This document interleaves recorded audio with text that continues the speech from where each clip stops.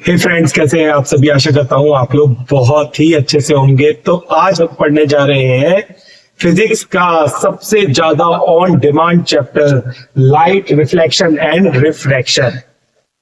Well guys, इससे पहले कि हम चैप्टर में आगे बढ़े, मैं आपको बता देना चाहता हूँ इस चैप्टर को लेके और खासकर फिजिक्स को लेकर ऐसे बहुत सारे मिसकंसेप्शंस हैं दैट फिजिक्स बहुत टफ होती है और ये चैप्टर इन पर्टिकुलर बहुत ही टफ होता है एंड कॉन्सेप्चुअली इसको समझा नहीं तो ये चैप्टर जो है वो हमारे पूरे नंबर हम वहां पे एग्जाम में गवा सकते हैं।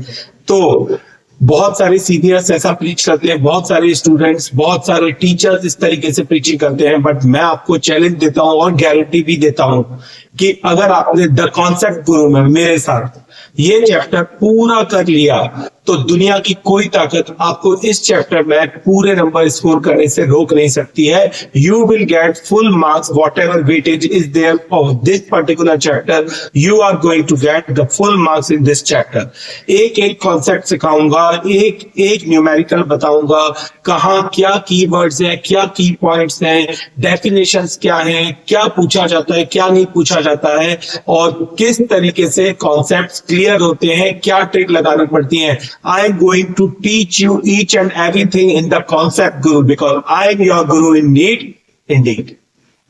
तो आज का सेशन इंट्रोडक्टरी सेशन होने वाला है। This is our first lecture of light और इसमें मैं पहले बेसिक्स ही क्लियर करूंगा। कोई जल्दबाजी करने की जरूरत नहीं है, भाग दौड़ करने की जरूरत नहीं है, एक ही सेशन में सारा लाइट चैप्टर कवर कर देंगे, ऐसा कुछ भी करने की जरूरत नहीं है। Slow and steady wins the race, always remember this thing. तो जितना समझो अच्छे से समझो, सोच समझ के आगे बढ़ते जाओ, सही गुरु के पास जाओ, सही ज्ञान लो और you will gate the full marks in this physics, particularly in this particular chapter, that is light, reflection and refraction।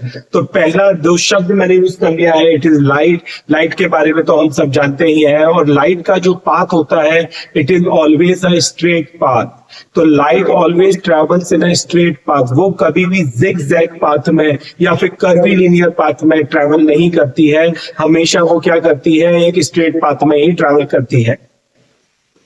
और अगर आपको ये जानना है कि स्ट्रेट पाथ में लाइट ट्रेवल करती है तो आप बहुत सिंगल स्लिट एक्सपेरिमेंट, बहुत सारे एक्सपेरिमेंट्स होते हैं जिसके थ्रू आप ये जान सकते हैं कि लाइट कैसे स्ट्रेट पाथ में ट्रेवल करती है और क्यों वो कर्वीलिनियर या जिगजैग पाथ में ट्रेवल नहीं करती है। तो चलिए, एक्सपेरिमेंट्स क्योंकि आउट ऑफ द सिलेबस है इसलिए इनके बारे में मैं इस चैप्टर के एंड में डिस्कशन जरूर करूंगा, बट फिलहाल हम कॉन्सेप्ट जान लेते हैं जो इस चैप्टर में आपके काम आने वाले हैं। तो सबसे पहले लाइट का पाथ मैंने आपको बता दिया कि ये एक स्ट्रेट पाथ में ट्रेवल करती है। It does not require any medium to travel. चलो, इसके साथ एक बहुत ही इंटरेस्टिंग कॉन्सेप्ट बता देता हूँ, एक फैक्ट बता देता हूँ, मजा आ जाएगा आप लोगों को। साउंड और लाइट के बीच में थोड़ा सा डिफरेंस भी बता देता हूँ। तो हम जानते हैं कि हम जिस यूनिवर्स में हैं और हमारी गैलेक्सी है उसका नाम है मिल्की वे, और मिल्की वे में जो हमारे पास सबसे क्लोजेस्ट स्टार है वो है सन। और सन का प्रकाश जो है, उसकी लाइट जो है, it is coming to earth, you all know about it. But sun का साउंड जो है वो हम तक नहीं पहुंच रहा है। अगर क्या होता कि सन का साउंड हम तक पहुंच जाता, अगर सन का साउंड जो वहां पे एक्सप्लोजन हो रहे हैं, न्यूक्लियर फ्यूजन रिएक्शंस हो रहे हैं हीलियम के, अगर वो साउंड हम तक पहुंच जाता तो हमारी अर्थ कई मल्टीपल पीसेस में ब्रेक हो जाती। तो क्या ऐसा फर्क है कि लाइट तो आ जा रही है पर साउंड आ नहीं पा रहा है? Because light does not require any medium to travel। वो किसी भी मीडियम में ट्रेवल कर सकती है। आपको पता ही है कि अर्थ और सन के बीच में स्पेस है, वैक्यूम है, and light can travel in vacuum but sound can't travel in vacuum. इसीलिए सन का जो साउंड है वो सन तक ही कन्फाइंड है, क्योंकि सन और अर्थ के बीच में जो वैक्यूम है उसमें साउंड ट्रेवल नहीं कर सकता है, बट यस, लाइट ट्रेवल कर सकती है। तो ये हो गई बेसिक जानकारी लाइट से रिलेटेड। हमने दो की पॉइंट्स पढ़े लाइट के बारे में, हमने जाना। फर्स्ट पॉइंट था कि light always travels in a straight path और straight line. Second was light does not require any medium to travel. अब हम इसके कुछ कैरेक्टरिस्टिक्स देख लेंगे, जिसमें फर्स्ट कैरेक्टरिस्टिक है जिसका नाम है रिफ्लेक्शन। बचपन से ये वर्ड सुनते आए हैं रिफ्लेक्शन, और जाना भी है इसके बारे में प्रैक्टिकली। हर रोज मिरर के सामने खड़े होके एक दूसरे को देख भी लेते हैं। पर रिफ्लेक्शन की एक्चुअल डेफिनेशन क्या होती है? देखो, एक्चुअल डेफिनेशन तो बड़ी सिंपल है कि जब भी लाइट किसी भी सरफेस से टकराती है और टकराने के बाद बाउंस बैक हो जाती है, तो इस फिनोमेना को रिफ्लेक्शन बोला जाता है। बट सर, क्या रिफ्लेक्शन ऐसी सरफेस में भी हो सकता है जिसमें लाइट आर पार भी निकल जाए और टकरा के रिफ्लेक्ट भी हो जाए? यस, डेफिनेटली ऐसी सरफेस में भी हो सकता है। तो इसी से याद आया कि सरफेस भी तीन तरह की होती है। एक होती है ट्रांसपेरेंट सरफेस, एक होती है ट्रांसलूसेंट सरफेस, और एक होती है ओपेक सरफेस। सबसे पहले तो ये आपको क्लियर कर देना चाहता हूं कि जिस भी चीज को आप इस समय आपके सराउंडिंग में देख सकते हैं, हर जगह पे रिफ्लेक्शन हो रहा है। कहीं कम हो रहा है, कहीं ज्यादा हो रहा है, बट रिफ्लेक्शन तो हो रहा है। अगर आपको सरफेस दिख रही है, आप समझ लो उसका रिफ्लेक्शन हो रहा है। हाँ, कोई इतना ट्रांसपेरेंट एक ग्लास लगा दिया कि आप सीधा जा रहे थे और आप रिकॉग्नाइज ही नहीं कर पाए कि इसमें यहाँ पे एक ग्लास लगा हुआ है, तो आप समझ लीजिए कि ऑलमोस्ट जीरो के आसपास का रिफ्लेक्शन हुआ। That is why you were not able to recognise the surface. पर कभी भी प्रैक्टिकली कभी भी रिफ्लेक्शन जीरो नहीं हो सकता है, जीरो के आसपास हो सकता है, जीरो कभी नहीं हो सकता। और अगर आपको थोड़ी भी सरफेस दिख रही है तो समझ जाना रिफ्लेक्शन हो रहा है, और पूरी दिख रही है तो बहुत सारा रिफ्लेक्शन हो रहा है। जैसे अभी आपको बोर्ड दिख रहा है, रिफ्लेक्शन हो रहा है। आपके आजू बाजू देखो, सराउंडिंग में घूम के हर जगह देखो, जो जो चीजें दिख रही है सब में से रिफ्लेक्शन हो रहा है। पता है क्या हो रहा है? लाइट आ रही है, टकरा रही है, टकराने के बाद आपकी आईज में जा रही है। आपके आईज में जाने के बाद एक इमेज बन रही है, इमेज को ब्रेन इंटरप्रेट करके आपको वो चीज दिखा रहा है। तो कहने का मतलब यह है कि तीन तरीके की सरफेसेस हैं। ट्रांसपेरेंट सरफेस है जिसमें लाइट आर पार जा सकती है, ट्रांसलूसेंट सरफेस है जिसमें पार्शियली वो बाहर जा सकती है और मेजर पार्ट जो है उसका रिफ्लेक्ट बैक हो जाता है।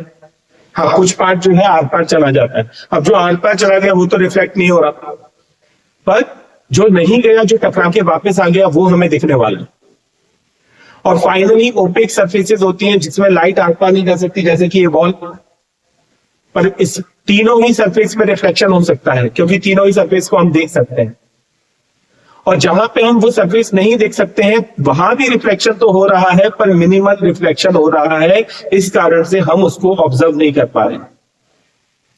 सो I hope you are very much clear about the type of surfaces we have when it comes to reflection. Now देखो, मैंने कुछ चीजें लिखी हुई है। लाइट का पाथ बता दिया, रिफ्लेक्शन के बारे में आपको बेसिक इंट्रोडक्शन दे दिया। अब रिफ्लेक्शन है, रिफ्लेक्शन में एट द एंड लूंगा इसी लेक्चर के, बट उसके पहले हम देख लेते हैं टाइप ऑफ मिरर। आप सबको पता है कि मिरर टाइप के कितने टाइप होते हैं। वैसे तो बहुत प्रकार के अलग अलग वैरायटी के मिरर होते हैं, पर मेजर कैटेगरी में डिवाइड करें तो दो तरीके के मिरर होते हैं। एक होता है प्लेन मिरर, तो जो रोज ऋतिक रोशन और ऐश्वर्या राय बनते हैं हम लोग और देखते हैं और सोचते हैं कि मैं कितना सुंदर लग रहा हूं, वो मिरर जो है जिसको हम अपने वॉशरूम में लगाते हैं, घरों में लगाते हैं, it is a plane mirror. Plane mirror, sir plane mirror ही क्यों लगाते हैं? दूसरा क्या कैटेगरी होता है, दूसरा क्या टाइप होता है मिरर का? तो second type of mirror is spherical mirror. What is it? Spherical mirror. Spherical mirror के भी दो पार्ट होते हैं, एक होता है कॉन्केव मिरर, दूसरा होता है convex mirror. I am very sure कि आपने प्रीवियस क्लासेस में भी ये तो पढ़ाई नहीं हुआ है। तो जल्दी से आगे बढ़ते हैं और ये भी जान लेते हैं कि प्लेन मिरर और स्फेरिकल मिरर में इमेज जो बनती है उनमें क्या फर्क होता है, और क्यों हम किस पर्पस के लिए स्फेरिकल मिरर्स को यूज करते हैं और किन पर्पस के लिए हम प्लेन मिरर को यूज करते हैं। तो देखो, प्लेन मिरर का तो एकदम सिंपल बात है, हम लोग अपने डेली कोर वर्क के लिए हम उसको यूज करते हैं। ठीक है, प्लेन मिरर में इमेज कैसी बनती है? सर मुझे पता है, जैसा मैं दिखता हूँ वैसी की वैसी बनती है। पक्का पक्का आपने यहाँ पे मेंशन किया हुआ है, तो रियल इमेज ही बनती होगी, क्योंकि सर मैं तो जैसा हूं वैसा का वैसा दिख रहा हूँ, रियल इमेज ही बनती होगी। नहीं, एक्चुअल में नहीं बनती है। तो इमेज के ऊपर मैं पहले आ जाता हूं। देखिए, रियल इमेज से मैं आपको समझाने जा रहा हूं रियल इमेज और इमेज, वर्चुअल इमेज दोनों क्या होती है। देखो, पहले तो इमेज क्या होती है। इमेज जो है, रिफ्लेक्शन होने के बाद हमारी आई को जो भी चीज दिखती है वो इमेज होती है किसी भी चीज की। मैं आपको देख रहा हूं, आप मुझे देख रहे हो, इमेज है। तो इमेज के दो प्रकार होते हैं, एक होता है रियल इमेज, एक होती है वर्चुअल इमेज। रियल का मतलब तो हम सबको पता ही है। वर्चुअल इमेज वो होती है जो लगती तो है रियल जैसी, पर एक्चुअल में रियल होती नहीं है। अभी दोनों के बीच में मैं फर्क भी समझाऊंगा, what is the difference between real image and virtual image. तो पहले ये बता देता हूं कि प्लेन मिरर में जब मैं छोटा था, मुझे तो यही लगता था कि रियल इमेज ही बनाता होगा। रियल इमेज क्यों बनाता होगा? क्योंकि हम तो जैसे हैं वैसे के वैसे दिख रहे हैं, पर एक्चुअल में ये चीज ऐसी नहीं है जैसी हो रही है। और इसके मैं आपको डायग्रामेटिक एग्जांपल दूं, अभी आपको यहाँ पे स्लाइड में दिखाने वाला हूं। चलिए देख लीजिए पहले। इस तरीके की इमेज एक रियल मिरर बनाता है, मतलब कि एक प्लेन मिरर बनाता है। ये इसकी इमेज का पैटर्न है। तो देखा आपने कि ये जो इमेज है, ये क्या हो रहा है कि रिफ्लेक्शन के बाद जो रिफ्लेक्टेड रेज होती हैं वो आपस में मीट नहीं करती हैं किसी एक फिक्स पॉइंट पे। और इस कारण से क्या होता है, जो इमेज बननी चाहिए वो इमेज रियल नहीं बनती है। तो जब भी रिफ्लेक्टेड रेज आपस में मीट नहीं करेंगी तो वहां पे हमें उनको इमेजिन करना पड़ेगा। हमारा ब्रेन इंटरप्रेट करेगा ऐसे कि वो एक पर्टिकुलर पॉइंट पे मीट कर रही है behind the mirror. Actually behind the mirror नहीं मीट कर रही है, ये सिर्फ एक इल्यूजन है जो हमारा ब्रेन क्रिएट कर रहा है कि वो मीट कर रही है। क्यों वो ऐसा कर रहा है? क्योंकि इमेज तो हमें दिख रही है। दैट मीन्स कहीं ना कहीं तो इमेज बन रही है, पर वो रियल में नहीं बन रही है। वो हमारे ब्रेन के इंटरप्रिटेशन के हिसाब से, मान लीजिए ये प्लेन मिरर है, इससे 5 मीटर दूरी पे ऑब्जेक्ट है, तो 5 मीटर दूरी बिहाइंड द मिरर इमेज बनती है। और ये 5 मीटर बिहाइंड द मिरर का मतलब ये नहीं है सर मेरा मिरर तो वॉल में लगा हुआ है, तो वॉल के अंदर क्या इमेज बन रही है? क्या वॉल के अंदर इमेज नहीं बन रही है, इमेज बन रही है हमारे ब्रेन में। हमारा ब्रेन ऐसा इंटरप्रेट कर रहा है कि वो image 5 metre behind the mirror बन रही है। और क्योंकि वो रियल रिफ्लेक्टेड रेज से नहीं बन रही है, इसीलिए वो वर्चुअल इमेज भी है। इसका एक और एग्जांपल देता हूं, बहुत ही शानदार एग्जांपल है, बड़ा मजा आएगा आपको सुन के। तो देखो, सुबह सुबह मान लो ऐसा हुआ कि आप उठे, आप ब्रश करने के लिए गए, आपने प्लेन मिरर में अपने आप को देखा। अब ध्यान से ऑब्जर्व करना हो, जिन लोगों ने आज तक 10th में आ गए हैं पर अभी तक ऑब्जर्व नहीं किया है, उनके लिए खास कर जाओ और जाके ये जो एक्सपेरिमेंट बोल रहा हूं, ये जो प्रैक्टिकल आपको बता रहा हूं, ये करके देख लेना। तो क्या हो रहा है कि आपने लेफ्ट हैंड से ब्रश पकड़ा और आप ब्रश करने लगे। मैं लेफ्टी हूं ना, इसलिए मैं लेफ्ट हैंड से पकड़ता हूं, आप राइट से पकड़ लियो।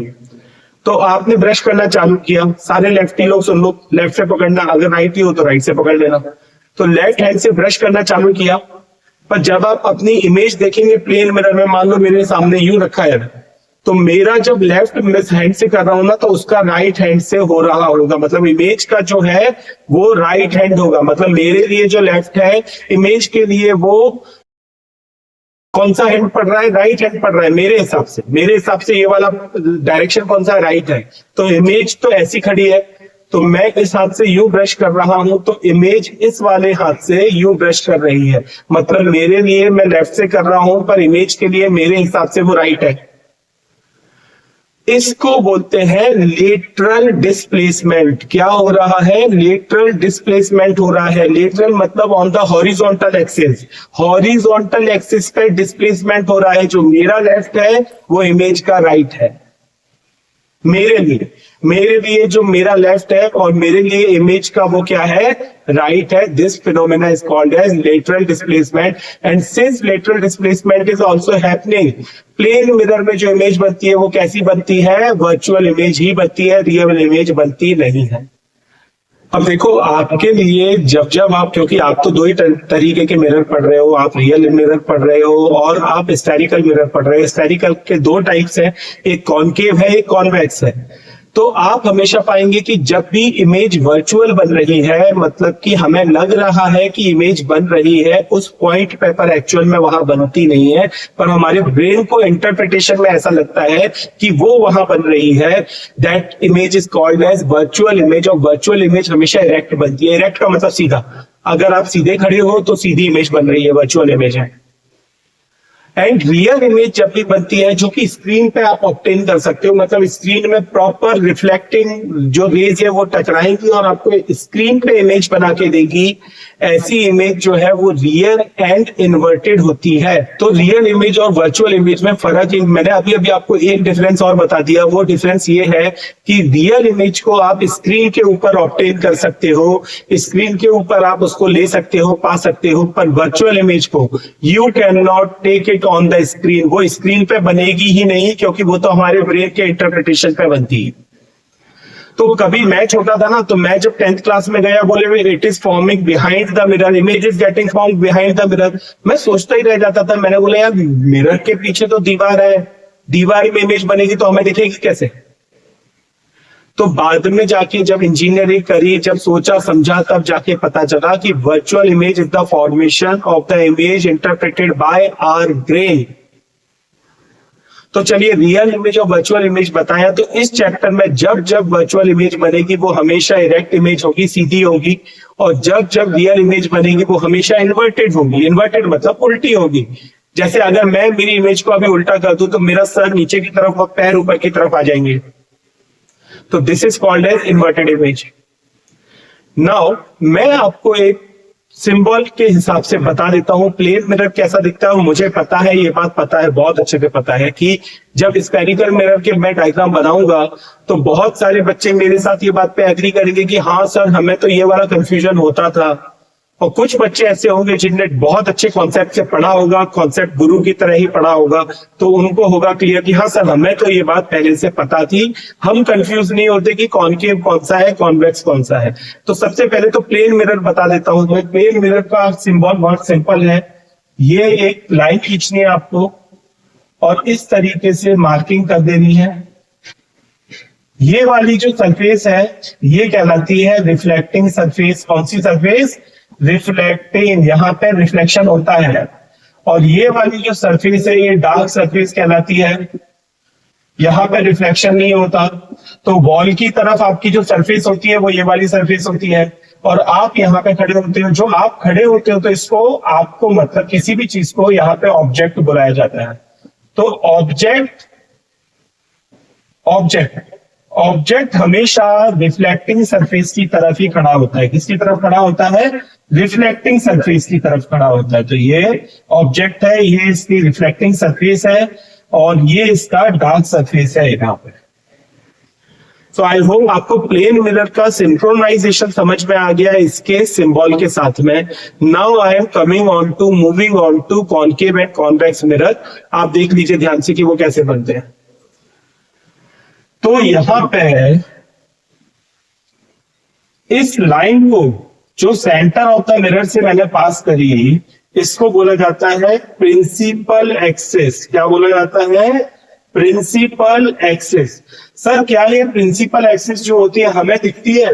ये एक इमेजिनरी लाइन है जो हम सेंटर ऑफ द मिरर से पास कराते हैं। इसको बोला जाता है पोल। क्या बोला जाता है? पोल बोला जाता है। सर इसकी डार्क सरफेस कहां होती है? देखो यहां पे बना दी मैंने। आप नहीं बनाओगे तो नहीं चलेगा। यहां पे ऑब्जेक्ट को मैंने खड़ा कर दिया।